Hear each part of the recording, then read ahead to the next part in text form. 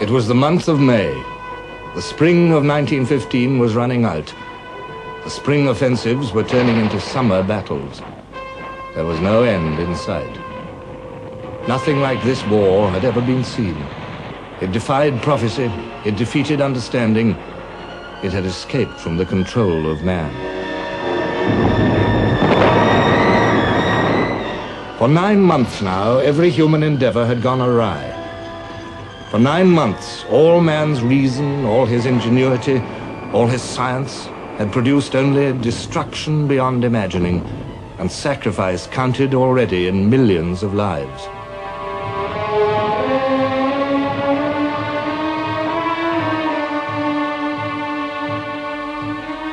A 1,000 years of civilization seemed to be visibly crumbling.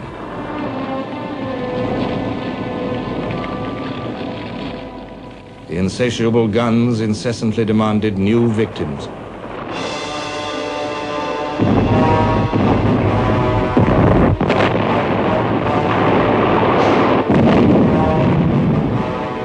At sea, underwater weapons struck at the roots of a sailor's courage.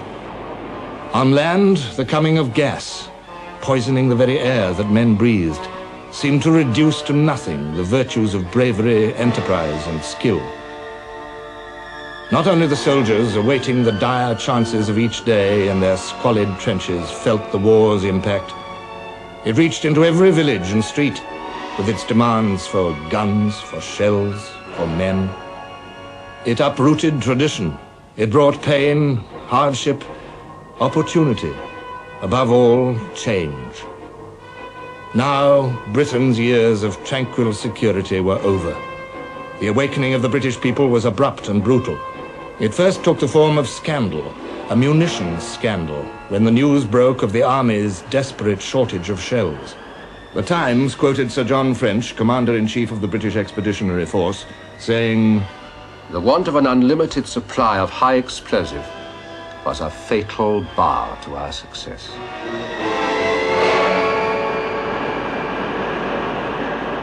The Daily Mail, the biggest newspaper in the country, deepened the sense of shock by attributing the famine to the nation's idol, Lord Kitchener.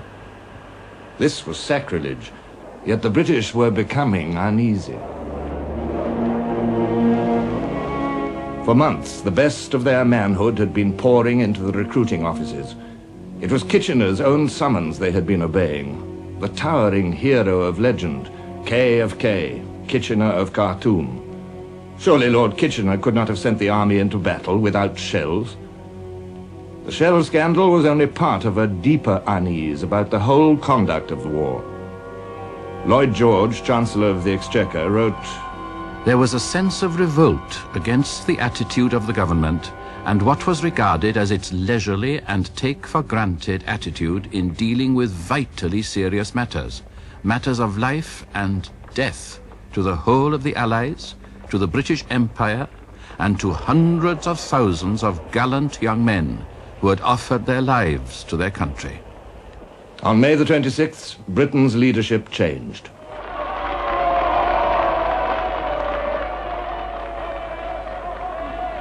Asquith remained, but his government was now a coalition of Liberals, Conservatives, and Labour.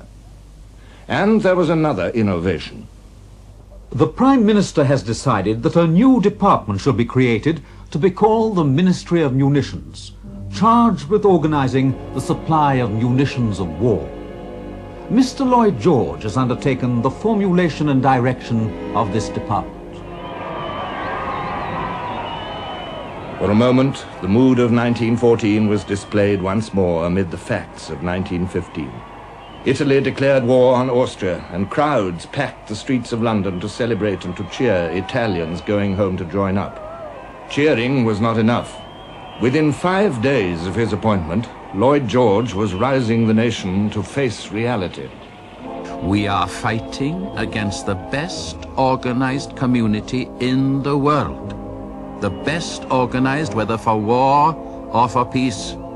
And we have been employing too much the haphazard go-as-you-please methods which, believe me, would not have enabled us to maintain our place as a nation, even in peace, much longer." The nation now needs all the machinery that is capable of being used for turning out munitions or equipment, all the skill that is available for that purpose, all the industry, all the labor, and all the strength, power, and resource of everyone to the utmost. War had outgrown battlefields. It had become the test of a nation's technology. The making of a shell case involves the metal trades, blast furnaces, steel works, iron and steel foundries, forges, stamps, drops and dies, rolling mills, drawn rod and wire works, and behind them the colliery and the iron ore quarry. It requires factories, and these in turn require machinery-covered electrical plant, factory equipment and machine tools, engines, pumps, turbines, road and rail transport, boiler making and constructional engineering work. The explosives for filling and propelling the shell from the gun involve the output of chemical works, dye works, gas works, and a great deal of very careful laboratory experiment, investigation and testing. Germany lacked none of these things. Her industry, like her army, was organized on the grand scale. Her swift industrial growth had been based on science, on the ruthless exploitation of new ideas. Before 1914, German chemistry had supplied Britain with dyes for dresses and aspirins for headaches. Now Britain had to build her own chemical industry. There was a serious explosives famine, and without explosives, a shell was, in Lloyd George's words, just a harmless steel vase. Equally, it was harmless without a fuse. There were more than 50 parts in a shell fuse, parts that had to fit and work as accurately as clockwork. It was the big German clock and toy industries that made the fuses for the Jack Johnsons and coal boxes, which crashed on the British trenches.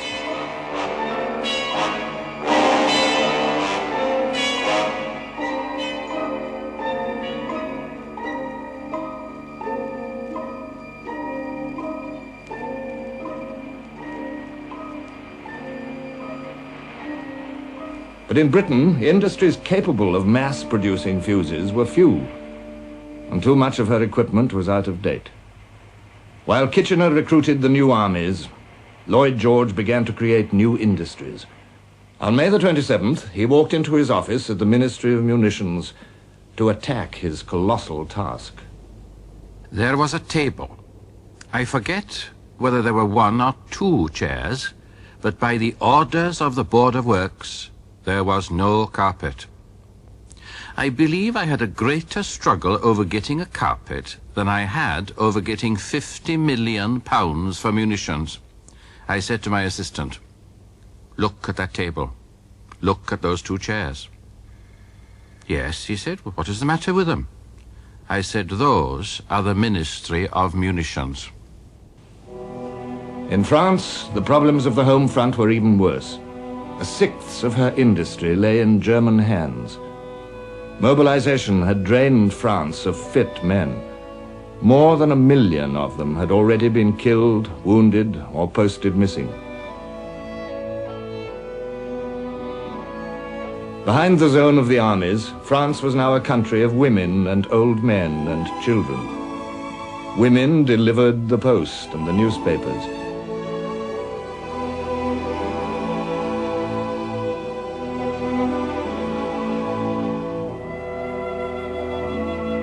They drove the massive machines that watered the Paris streets and laid the summer dust and swept its ancient gutters free of refuse.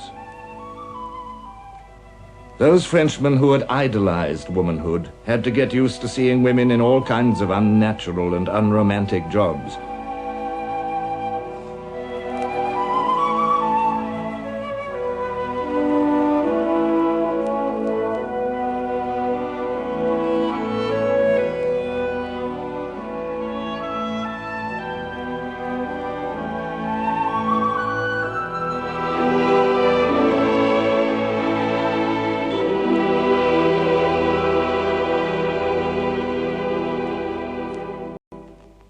The women of France farmed the rich soil with the same love as their menfolk, but they could not supply the same strength and skill. French land produced less food and prices began to go up. To the kill, but only the first are served. Fruit and vegetables are still in good supply, but dearer than last year. The prices at the central markets are much higher than at the end of last year. Cabbages cost 60 or even 70 centimes each. Prices of groceries are also increasing by leaps and bounds. At Corbeil Market, the average increase is about 300%. The burden of shortages and rising prices fell heavily on France's poor families, many of them trying to live on a soldier's pay and allowances, or even worse, on a widow's pension. But the nation was still welded together by the patriotic flame of the Union Sacrée. The French solved the problem of munitions with the same courage and resourcefulness that had turned defeat into victory on the Marne. This nation of individualists submitted to government control, and by the end of 1915, French industry was sending the army most of the munitions it needed. Women were the key to success in the factories. They have quickly adapted themselves to this delicate work for which they seem to be specially suited. Many of them have accepted fairly dangerous jobs like the handling of fuse detonators or explosives. Today, shells are being almost entirely finished off by women. All are working very hard, many of them with serene looks on their faces. Some, on the other hand, look grim. They are probably thinking they are helping to avenge some dear victim of the war. And a few hundred miles away, German women were working with equal devotion. The Germanic empires were now a beleaguered fortress, cut off by the British blockade from the wheat lands of America and the beef of the Argentine. Behind the victorious troops of the German and Austrian armies, who stood everywhere on enemy soil, life was becoming grayer and grimmer. Since January, bread had been rationed, and it now included potato flour. One met people who had come from Berlin and who said that one could not see any signs of a war there. They must be blind. Bread cards are not the only outward and visible sign of the war. Did you ever see a private soldier, excepting a few orderlies, in Unter den Linden in peacetime? Which is full of them now. Not very warlike in their clothing, carriage, and appearance, many of them wounded, all of them feeling and acting as the chief personage of the drama, as well they might. Vienna remains a city of pleasure, but in its dark suburbs, misery is on the increase, and the mothers wring their hands beside the beds of their children, because their young lives are threatened by enteritis, caused by eating the horrible war bread. The bread ticket did not favor fair shares. It was not meant to. I had no difficulty anywhere in getting all the wheat bread I wanted. It was taken for granted that I belonged to the class that did not have to eat war bread. The British knew nothing of the horrors of retreat and occupation, of casualties counted in hundreds of thousands. But their cost of living was rising fast. Bread last year was 2 3 farthings, and is now 4 halfpenny the £2 loaf. The price of meat for baking had doubled in price. That of the cheapest cuts for boiling had trebled. I hardly know how to make ends meet.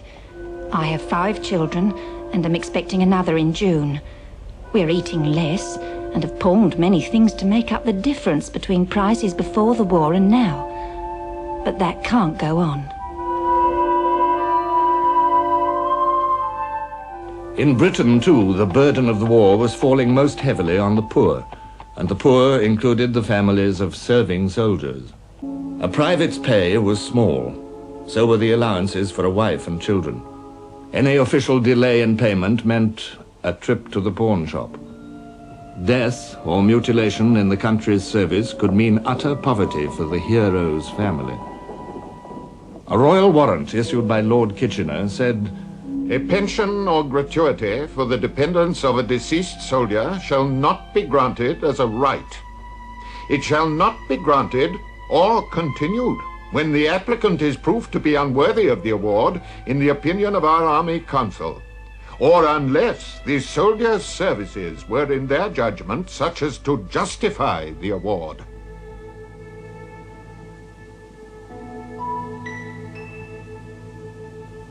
To the middle and upper classes in Britain, the war was still something to read about in the newspapers or on a poster.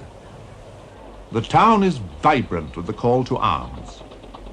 Posters appealing for recruits are to be seen on every hoarding, in most shop windows, on omnibuses, tramcars, and commercial vans. It was strange at first to see officers in uniform in the omnibuses and trams, but the novelty of it has long since worn off.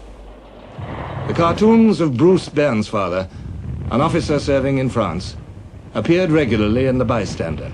They created a new national image, Old Bill, the long-suffering soldier whose sour humor rose above every danger and discomfort. O star of eve, whose tender beam falls on my spirit's troubled dream. Give it a good ardent bird. You can generally hear them fizzing a bit first if they're going to explode. Well, if you know of a better hole, go to it. Hey, what was that, Bill? Trench mortar. Ours or theirs?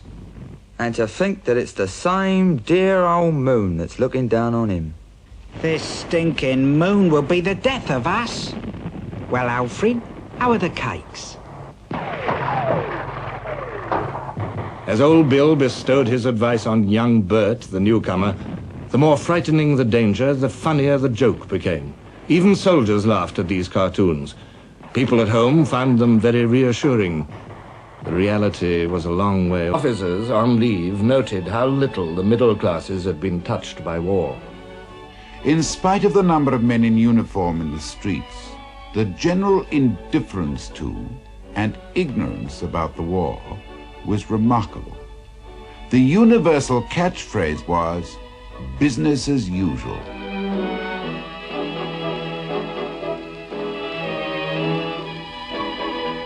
Against this background of business as usual, Lloyd George toured the country to see conditions for himself and to drive forward the industrial revolution which would give the troops the shells and guns they needed.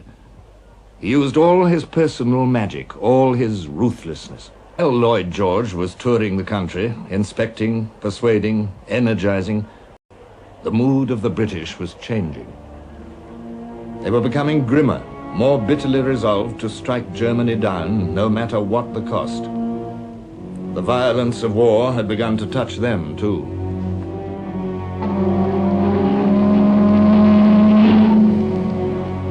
On May the 7th, Britain had been stunned by the news that the great liner, Lusitania, had been torpedoed and sunk with the loss of over 1,000 lives.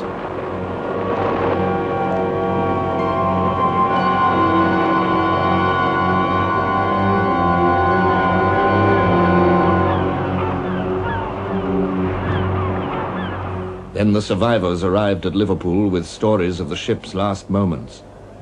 There was a dull, thud-like, not very loud, but unmistakable explosion. As I ran up the stairs, the boat was already heeling over. Just after I reached the deck, a stream of steerage passengers came rushing up from below and fought their way into the boat nearest us. They were white-faced and terrified. I think they were shrieking. There was no kind of order. The strongest got there first. The weak were pushed aside. No children could have lived in that throng. A mass grave was dug for the victims in the Irish town of Cork, and indignation at this apparent act of German frightfulness flared across the country. There was another side to the story. The ship was carrying a small consignment of rifles and shrapnel shells, and her captain had ignored Admiralty instructions on how to avoid known dangers. The German government had advertised in the New York papers that passengers traveled at their own risk.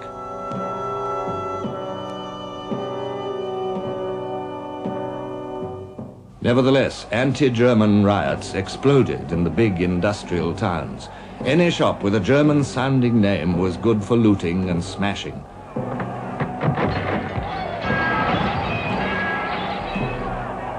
women were spared. A frightened German woman came out into the street, eager to get away unnoticed. Her nervousness attracted attention. Harpies jeered at her, tweaked at her hat, grabbed at her purse.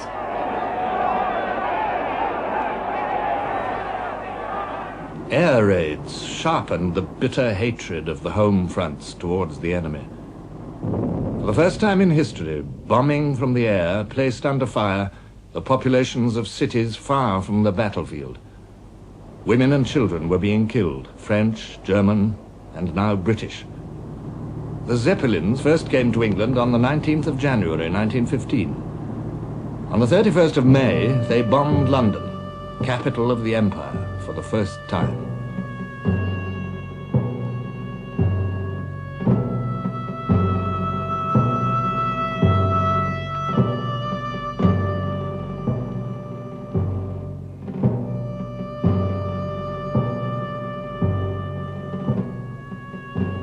Behind their indiscriminate progress, the raiders left homes wrecked, lives shattered. The word non-combatant had lost its meaning. The rage against Germans mounted, even those who were long naturalized British subjects. A hate campaign was deliberately worked up by John Bull, the magazine with the largest circulation in the country. By this time, we begin to know our Hun. The Hun is always the same. Yes, always the true son of Cain, the man of blood. Though his skin is white, his heart is black. Every employee of the state, in government or in the services, of German birth or parentage, should be forced to resign. The innocent must suffer with the guilty. In every country at war, hatred like this seemed natural, even reasonable. The enemy was portrayed as an ogre of horrifying monstrosity, or as a discomfited clown. Dark neuroses lurked beneath the surface of civilian patriotism. Yet the patriotism was real enough. It inflamed the hearts of women as well as men. Some of its manifestations were unpleasantly hysterical. There were women who felt it their duty to force men into the services by every device of scorn and black. Thousands of other women found their patriotic outlet in Lloyd George's munitions program. These girls were drawn from domestic stability to help keep their homes together when their husbands were away, and also many of them felt that they were helping the war effort very much. In Britain, more and more women took over from men as this industrial revolution gathered speed. By the end of 1915, there were 73 national munitions factories, as well as the armaments firms and all the privately owned industries converted to war work. American machines and British improvisation were the tools with which Lloyd George achieved success. The skilled craftsman gave way to the machine minder. Victorian methods gave way to mass production.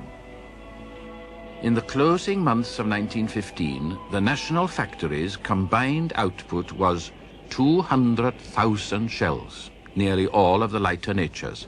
In the following year, 1916, their total output was nearly 7 million, more than half of which was medium and heavy shell.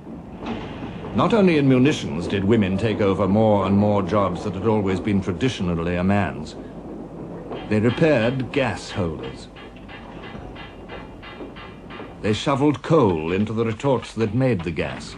Heavy work, hot and dirty. She's a lassie from Lancashire, just a lassie from Lancashire. She's a lassie I love so dear. The first women conductors appeared on buses and trams. Though she dresses in Middle-class girls, too, left their sheltered life in the home and went to work as clerks in offices or became nurses. For women, the war marked a social revolution. a while you kiss me sad adieu. When the clouds roll by, I'll come to you. Then the skies will seem more blue down in life.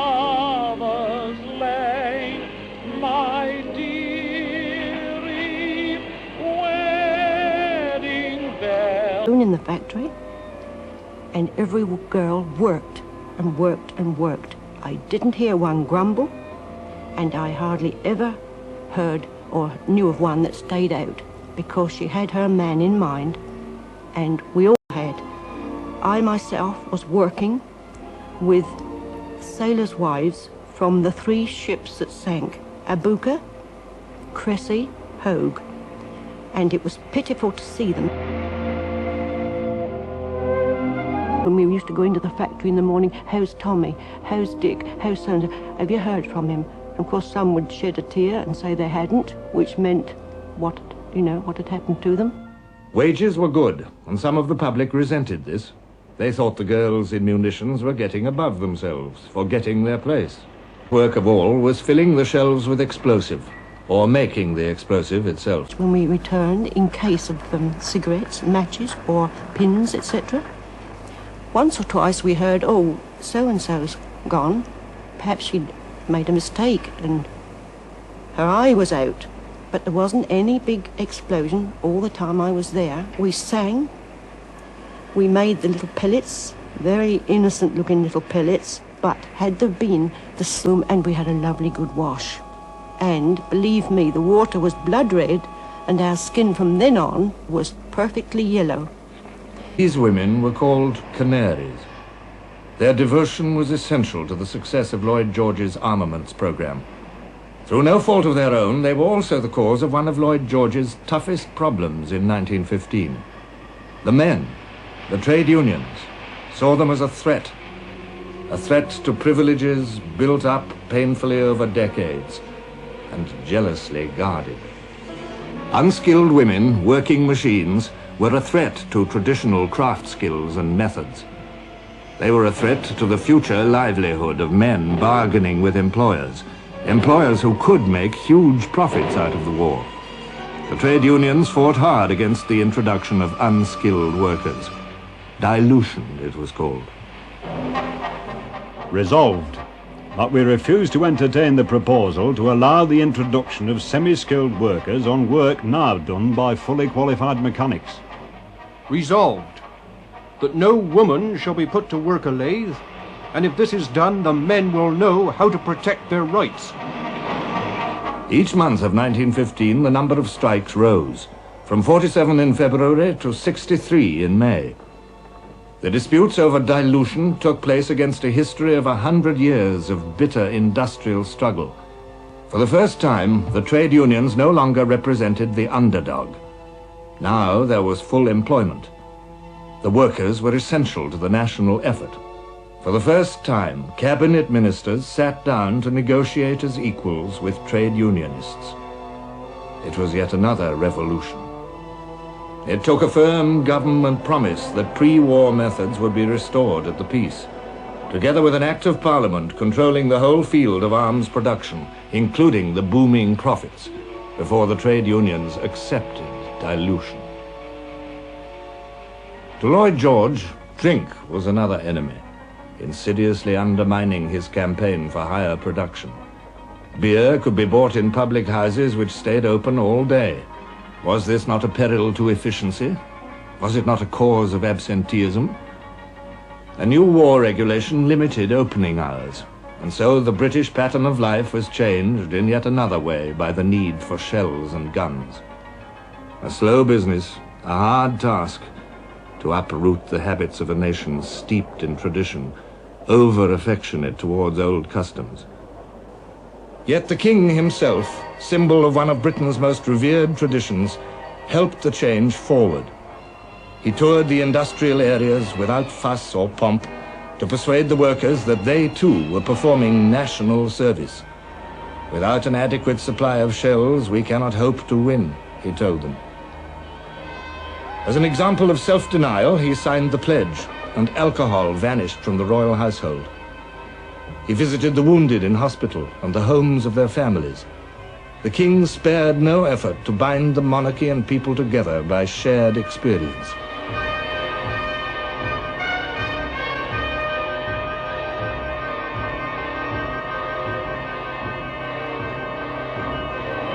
But the impatient war was clamorous with needs, and soldiers paid with their lives when design or manufacture. At present, our high explosive for 18-pounders is so unreliable that we cannot use it in large quantities. We have lost 36 guns in a month by premature explosions. This represents the highest percentage of bursts ever suffered by any artillery on both sides in this war. Even by the end of the year, most of the shells issued to the troops were the result of orders placed under the War Office system which Lloyd George had so attacked. A third of them came from American and Canadian factories. Not until 1916 could Lloyd George's colossal program produce war material in overflowing abundance. Nevertheless, the British were rising themselves, flexing their dormant muscles. Civilians and soldiers, industrial as well as military might, the Allies were moving into total war.